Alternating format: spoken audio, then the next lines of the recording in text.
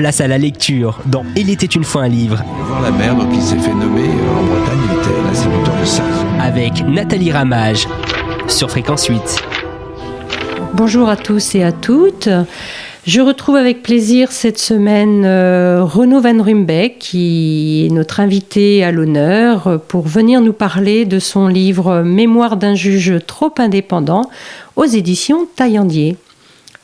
Bonjour Renaud Van Rumbeke. Bonjour. Hier, nous avons parlé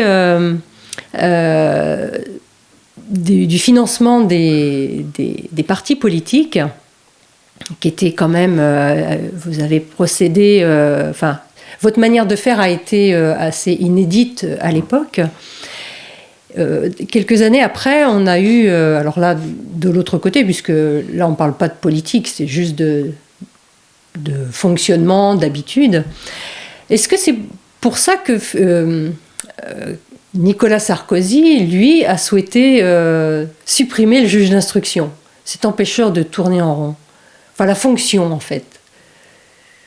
Est-ce que vous pensez que ce genre d'action que vous aviez pu mener auparavant, vous et d'autres, peut-être, ça a pu lui donner l'idée de se dire ces petits juges, comme vous disiez, si on supprime la fonction, on va être tranquille. Je ne ferai pas de procès d'intention à Nicolas Sarkozy. En plus, il y a des affaires en cours et je ne veux absolument pas intervenir à l'époque. Dans le débat. Mais c'est vrai que la question de la suppression du juge d'instruction, qui était celui qui était l'empêcheur de tourner en rond, qui sortait des affaires, qui pouvait continuer à en sortir, l'idée de le supprimer, ça pouvait plaire à certains. Oui. On le supprime et on le remplace par un procureur qui lui est toujours dépendant du ministère. Voilà. Donc on fait d'une pierre deux coups finalement là. Oui, alors vous savez, dans le passé, il y avait un ancien directeur de cabinet de la garde des Sceaux. Alors ça remonte loin, mais lui, il avait trouvé sa solution, c'était non, mais de toute façon, vous inquiétez pas, on met le dossier à l'instruction, mais on va le mettre dans un cabinet où ça ne sortira pas. C'était beaucoup plus subtil, beaucoup moins visible que de dire on les supprime. On respecte les apparences. Voilà, c'est ça. Mais là, on est dans un contexte, on les supprime. Personnellement, je ne suis pas contre la suppression du juge d'instruction. Ça va peut-être vous étonner. De toute façon, j'ai exercé ce métier, maintenant j'y suis plus, on peut le supprimer. Voilà, c'est ça. C'est aussi simple. Comme ça, c'est fait. Voilà, ça s'appelle retourner sa veste. Pourquoi je dis ça? Parce que en Italie, ils ont supprimé les juges d'instruction. Ils ont transféré tous les pouvoirs aux procureurs. Oui, mais à des procureurs indépendants. Et l'Italie, la France n'est pas l'Italie. Non. Alors, c'est pour ça que je vous dis, pourquoi ne pas supprimer le juge d'instruction? Mais à ce moment-là, vous donnez une indépendance totale au procureur, pour donner les mêmes garanties. Moi, personnellement, si je suis juge d'instruction, si je vais au parquet, demain on me dit je vais au parquet, travailler pour un procureur. Oui, mais moi je suis habitué à prendre mes décisions tout seul, ou avec un collègue si on est deux à être saisi, parce que ça s'est développé, les co-saisines. Deux juges d'instruction ensemble se désignent ensemble. Mais j'ai pas le réflexe du tout de demander la permission à un chef. Donc, si je dois changer de fonction et rendre compte à un chef et lui obéir, c'est niette. Voilà. Donc, si vous donnez véritable indépendance au procureur et à ses substituts, qui ont les mains libres, oui, à ce moment-là, on peut très bien, bien sûr. Mais proposer comme ça la suppression du juge d'instruction sans toucher au système, sans changer la nomination des... Oui, c'est une régression, même sur le droit des libertés. Enfin, le juge apporte quand même une garantie. Vous savez que la Cour européenne a rappelé à plusieurs reprises que les parquets français ne correspondaient pas à cette notion de juge indépendant. On s'est fait taper sur les doigts à plusieurs reprises. Donc, donnez l'indépendance, donnez-leur, donnez les garanties. Et moi, demain, si je vais au parquet et que j'ai les mains totalement libres, j'ai pas de souci. Mais partir comme ça, dans une structure hiérarchisée comme ça, non, c'est pas dans ma culture. Et alors, avec toutes les affaires que là vous avez repris, à chaque affaire, vous avez des notes, j'imagine, pour que des années après, vous puissiez être aussi précis pour écrire votre livre. Vous avez repris toutes vos notes, vous avez... non. Parce que les affaires remontent un petit peu quand même. Oui, mais ce sont des affaires qui sont publiques, qui ont été jugées. Donc il y a eu des débats publics, il y a eu beaucoup d'articles, et il y a eu des livres d'écrits. Et je n'ai gardé aucune copie, document ou autre. Maintenant j'ai une mémoire. Alors, je vais vous dire, d'une façon générale, j'ai pas de mémoire. Parce que j'ai en fait une mémoire très sélective. Mais vous voyez, des moments comme dont je parle dans le livre, la perquisition au Parti Socialiste, elle est imprimée quelque part, parce que je l'ai vécue intensément, donc la restituer ne me pose pas de difficulté. L'affaire Boulin dont vous parliez... Oui, j'imagine aussi qu'elle est imprégnée... Mais à la maison, j'ai 5 livres sur l'affaire Boulin. Parce qu'en plus, on me les envoyait à l'époque. Je les achetais pas, on me les envoyait. J'étais à mon cabinet, je recevais un livre, tiens, voilà, parce que une thèse d'un journaliste ou autre qui veut, vous savez, ils ont des... je connais ça maintenant, puisque j'ai sorti un livre, l'éditeur envoie quelques livres, bon. Et quand j'ai voulu me replonger dans l'affaire Boulin, qui remonte quand même à 40 ans, elle a été jugée publiquement, tout a été dit publiquement, donc je révèle aucun secret d'alcôve. Mais en lisant les livres, en plus, il y a des livres, il y a même un livre du fils Boulin, du fils de Robert Boulin. Donc, je découvre, je lis ces livres, et la mémoire me revient, moi je sais ce que j'ai vécu. Donc, c'est comme ça qu'on a bâti le livre. Puis beaucoup en source ouverte aussi, parce qu'on trouve tout maintenant sur Internet. Alors, moi, je sais ce qui est vrai, ce qui n'est pas vrai. Donc, et j'ai toujours... ce que j'ai dit à l'éditeur en mettant le manuscrit, j'ai dit, moi, je source. Je mets mes sources. Voilà, c'est des sources publiques. J'ai trouvé ci, ça, là, etc. Donc, il y a... Mais voilà comment j'ai travaillé. À la lecture du livre, quand même, tout est renseigné, tout est... Oui, et je sûr. me suis dit, mais il a gardé des notes, il a gardé... pour être aussi précis. Les seuls cahiers, les seuls cahiers que j'ai conservés, c'est dans l'affaire Dickinson. Parce que dans l'affaire Dickinson, du meurtre de la jeune fille anglaise, de la jeune adolescente dans l'auberge de Plaine Fougère, j'ai dû définir beaucoup d'axes d'enquête. J'avais 15 enquêteurs. Et comme ça, de tête, je ne pouvais pas tout mémoriser. Et donc, j'ai gardé les cahiers où j'écrivais tel jour, telle réunion. Là, on va s'intéresser à tous les saisonniers qui ont travaillé dans les polders, parce qu'on est dans une région de polders, qui n'était pas forcément déclarée dans les grandes fermes, qui peuvent ressembler aux portraits robots. On est à quelques kilomètres de Plaine Fougère. Il a fallu recenser tous ceux qui étaient dans la région à ce moment-là. Donc vous imaginez le travail que je donne aux gendarmes, qui vont faire un travail colossal dans cette affaire-là, et d'une façon très méticuleuse. Alors vous imaginez les gendarmes arriver dans une ferme là-bas. Bon, alors, c'est la saison de la pomme de terre, qui est venu ramasser... Alors, attendez, on vous rassure tout de suite. On n'est pas là pour le travail noir. Ah ben, vous avez tout compris, voilà. Pas du tout, on veut juste savoir qui était là, est-ce que vous avez des photos, est-ce qu'on va vous montrer le portrait robot. Et je dirais que les gens ont coopéré. C'est ce que j'ai trouvé d'ailleurs de très, très révélateur dans cette affaire. C'est que les gens ont coopéré. Ils ont voulu aider la justice. C'est une affaire criminelle. Alors les Anglais sont beaucoup plus en avance que nous, parce qu'ils ont même des émissions de télévision où vous avez un commissaire qui vient expliquer toute l'affaire. Voilà le type de personnage qu'on cherche. Et ils font des appels à témoins. Enfin, c'est presque une télé-réalité, vous voyez. Judiciaire. Voilà. Et là, ils donnent tous les éléments de l'enquête. Voilà, on a ci, on a ça. Alors peut-être que... Et voilà, c'est cette dimension un peu qui m'a été révélée dans cette affaire. Je ne sais plus pourquoi je vous parle de ça. Je ne sais plus la question, je suis parti. Mais en fait, ce qui m'a étonné dans cette affaire Dickinson, quand vous êtes... Ah oui, les cahiers, voilà. Donc j'ai gardé les cahiers, Et sur ces cahiers, j'ai noté tous les axes d'enquête que je faisais. Ce qui vous permet d'être aussi précis dans la relation. Ceci dit, je vais vous dire franchement, je suis à peine même pas servi des cahiers parce que, non, c'est pour se dire, c'est les seuls documents que j'ai pu conserver, et manuscrits, c'est des notes que j'ai prises, mais c'est le seul cas où je l'ai fait, et je m'en suis même pas servi parce que j'avais la mémoire. Alors, là aussi, il y a eu 3 émissions de compléments d'enquête, etc., consacrés à cette affaire. Il y a le livre du journaliste Tano qui parle même du début, avant même que j'intervienne, parce que moi je n'interviens qu'au bout d'1 an, donc je retrouve des éléments d'information, qui assistait au procès après d'Arsène Montes.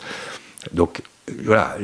Qu'on a retrouvé finalement aux États-Unis, enfin, qui a été retrouvé.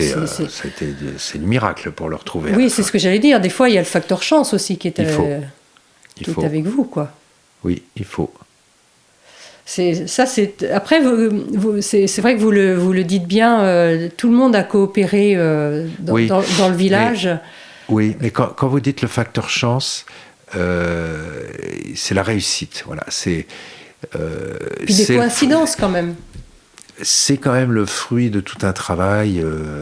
J'avais 15 gendarmes qui ont travaillé, des actes que j'avais définis, mais quand vous dites, je veux ressortir tous les violeurs, par exemple, tous les violeurs qui sont sortis, les gens condamnés pour viol, sortis de maisons d'arrêt du Grand Ouest. Bon, c'est une chose de le dire.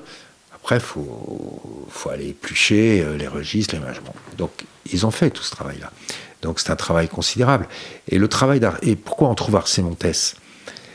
On trouve Arsène Montes parce que celui qui était finalement voilà, le coupable. Au début, on ne sait pas, nous.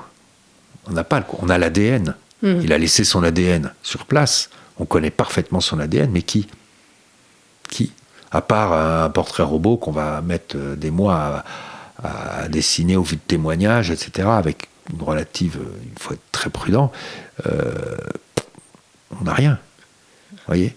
Et sauf que dans cette affaire-là, et c'est ça qui va nous mettre sur la bonne voie, mais on ne le sait pas à l'époque. On ne peut pas savoir, on est obligé d'ouvrir le spectre, de mettre toutes les hypothèses.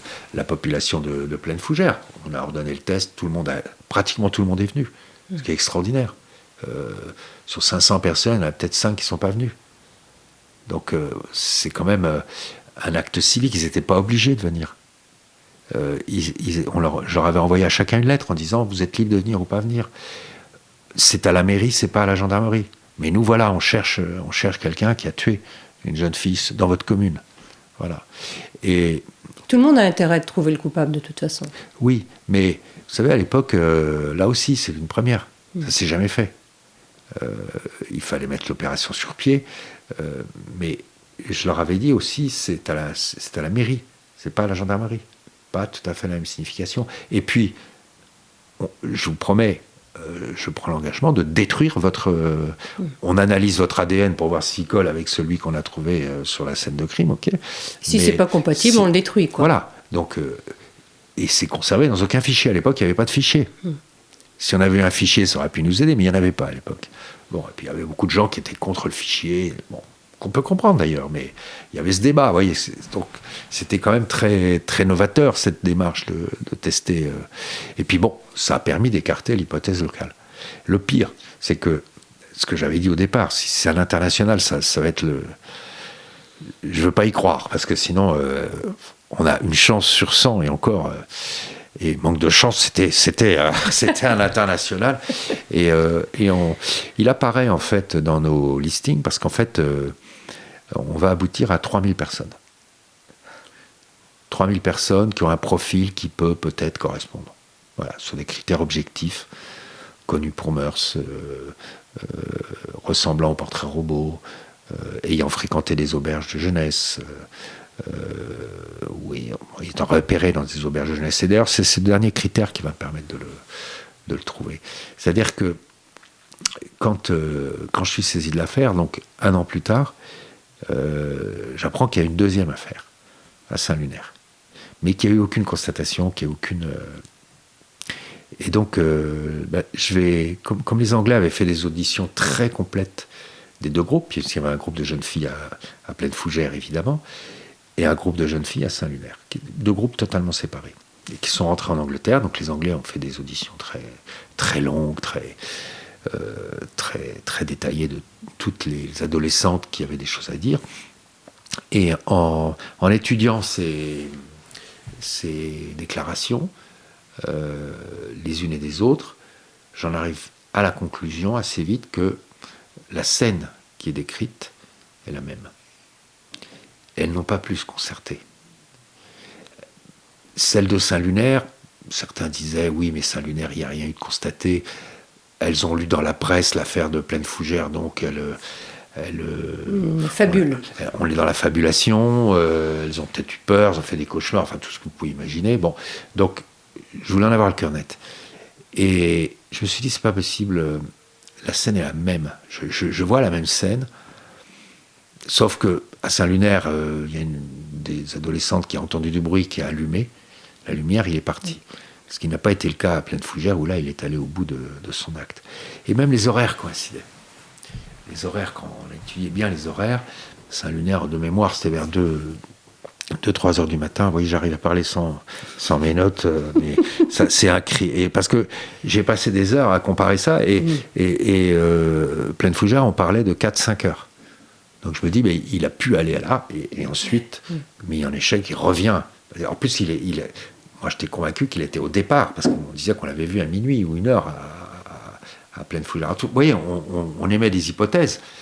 Mais à partir de ce moment-là, je me dis, c'est peut-être pas un local, c'est peut-être quelqu'un qui tourne autour des auberges de jeunesse. Ça a l'air évident comme ça, mais... Oui, parce qu'on a le résultat aujourd'hui. Oui. Sauf que quand vous sauf que moi, j'avais mis des hypothèses qui sont contradictoires. Je suis obligé de vérifier toutes les hypothèses, puisque je n'ai pas un axe fort. Parce que je ne veux pas laisser un truc dans l'ombre. Et je me souviens très bien, à la première réunion que j'ai avec les gendarmes, je suis saisi du dossier depuis 3 semaines, 15 jours, 3 semaines. On a récupéré le dossier mi-août 97, mi-août 97, et j'ai une réunion avec tous les gendarmes le début septembre, à Rennes. Et il y a là un haut responsable de Paris, de la gendarmerie.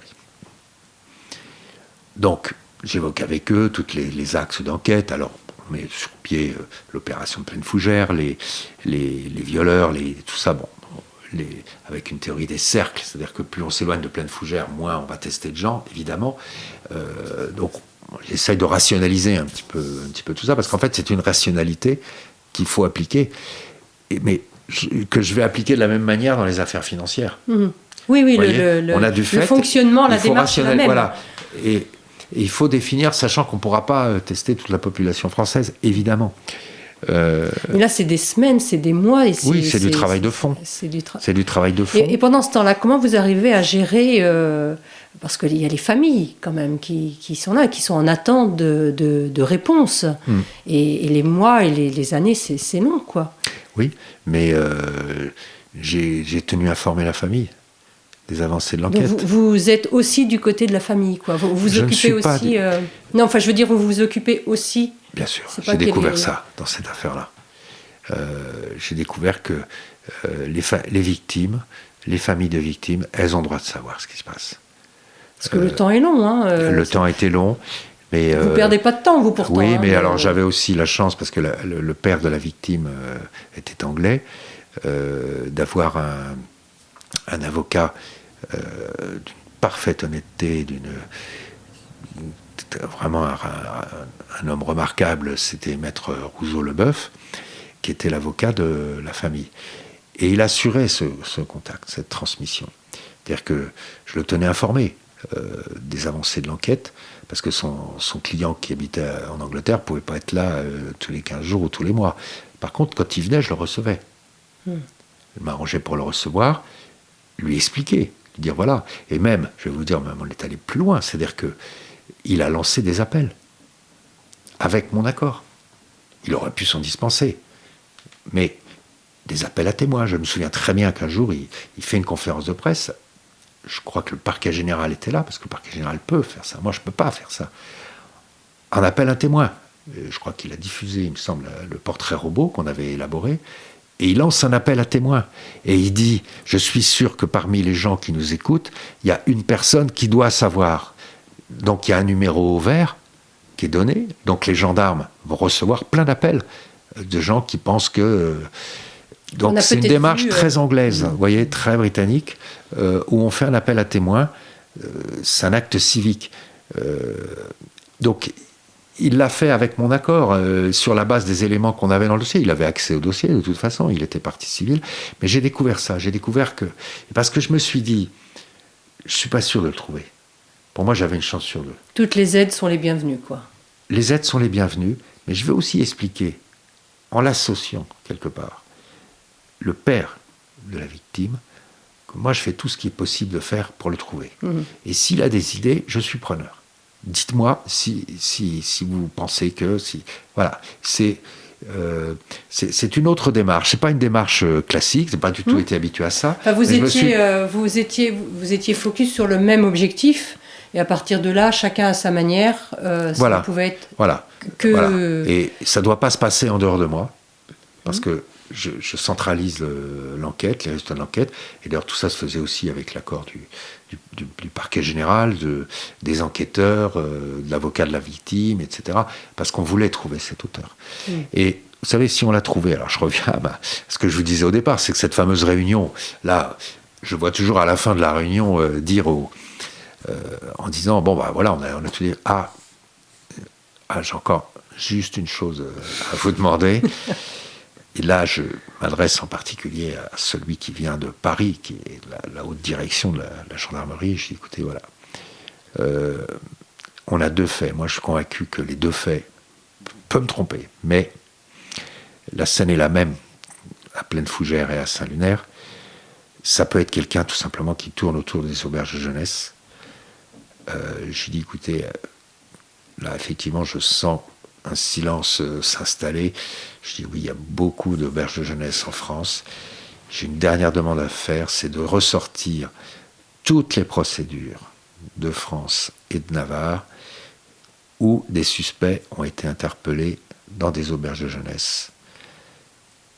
J'ose pas trop dire établissement assimilé, mais il a parfaitement compris, colonie, etc.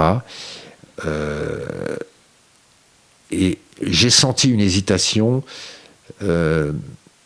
Et là je lui dis, écoutez, il y a des zones urbaines de police.